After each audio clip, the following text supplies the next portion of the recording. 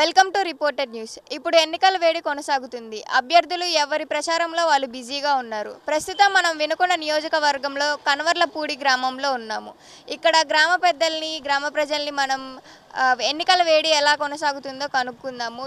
ఇక్కడ ప్రాబ్లమ్స్ని కూడా తెలుసుకుందాము. ఇప్పుడు మనతో పాటు ఉన్నారు. సార్, మీ పేరు? వెంకటేశ్వర్లు, బోడేపూడి మిల్లు వెంకటేశ్వర్లు. సార్, ఇప్పుడు మన ఊరికి ఏ ఏ సమస్యలు ఉన్నాయంటారు? మా ఊరికండి నీటి సమస్య ఉంది.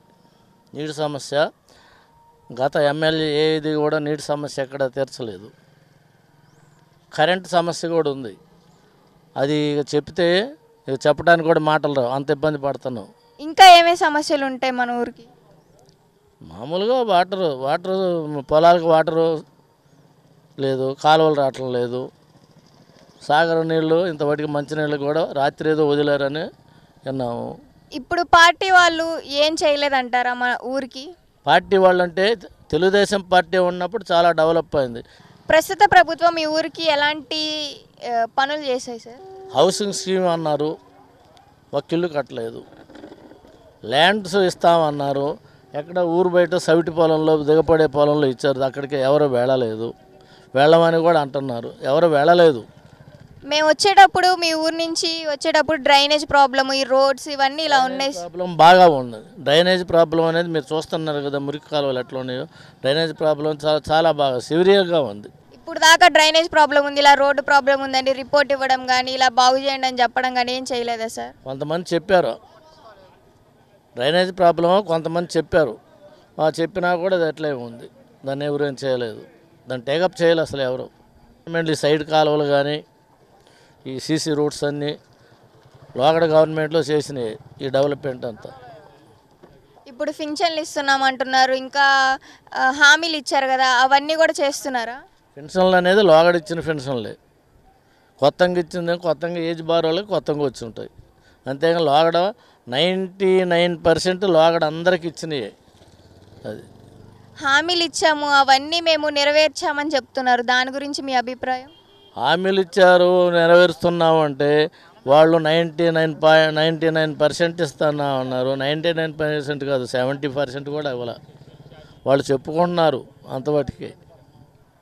గ్రామ అభివృద్ధికి ఇంకా ఏం చేయలేదంటారు? గ్రామాభివృద్ధి విషయంలోకి వచ్చేటప్పటికి నీటి సమస్య చాలా తీవ్రమైన సమస్య, అది ఎవరు చేయలేదు.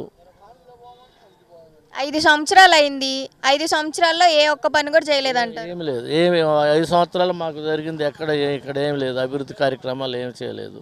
తెలుగుదేశం ప్రభుత్వం తరఫున నిలబడ్డ వ్యక్తి అంటే జీవి ఆంజనేయులు గారి యొక్క వ్యక్తిత్వం వచ్చేటప్పటికి చాలా ఉదార స్వభావుడు.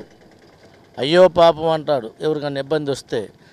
ఉదాహరణకి ఈ గ్రామంలో ఒక వ్యక్తిని నేను తీసుకెళ్ళి, ఏమండి ఈయన పలాని వాళ్ళ అమ్మాయికి పెళ్లి చేసుకుంటాను అని అంటే ఆర్థిక సాయం చేస్తాడు.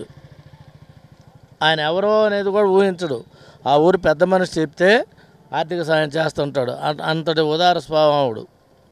ప్రజలు ఏమన్నా సమస్య కోసం ఆయన దగ్గరికి వెళ్తే మంచిగా చూస్తారా? లేదు, చాలా మంచిగా. ఆయన దగ్గరికి వెళ్ళిన ఎవరో కూడాను ఆకలితోటి వెనక్కి రారు. 11ంటికి వెళ్ళారనుకో, ఆయనతోటి మాట్లాడి వస్తా భోంచేసే వస్తారు. అది ఆయన మనస్తత్వం. ఆయన ఎమ్మెల్యేగా గెలిచారు కదా, లాస్ట్ టైం ఎందుకు మీరు ఆయన గెలిపించలేకపోయారు? లాస్ట్ టైం అంటే దానికి ప్రాబ్లమ్స్ ఏమిటంటే ఈ ఒక్కసారి అనే దాని మీద ఒకటి, రెండోది వచ్చేటప్పటికి ఈయన చూద్దాంలే అనే దాని మీద బేస్ అయ్యింది. మేమంతా అనుకోవడం కూడా ట్యాంపరింగ్లో కూడా జరిగింది. ఓటింగ్ సిస్టంలో ట్యాంపరింగ్ కొంత ఈ ఒక్కసారి చూద్దాము అన్నారు. ఈ ఒక్కసారి చూసినందువల్ల పతనం అయిపోయింది, రాష్ట్ర అభివృద్ధి పోయింది. ఎడ్యుకేషన్కి వచ్చేటప్పటికి 1వ తరగతి నుంచి 5వ తరగతి దాకా ఊళ్ళో ఉంటే పొద్దున్నే స్కూల్కి వచ్చిన తర్వాత మళ్ళీ తల్లిదండ్రులు చూడటానికి వెళ్తారు, వాళ్ళకి ఆ దిగులు అనేది పోద్ది. కానీ ఇప్పుడు 3వ తరగతి దాకా ఉండి 3వ తరగతి నుంచి బయటికి వెళ్ళాలంటే పిల్లలు దగ్గరలో స్కూల్స్ ఉండవు.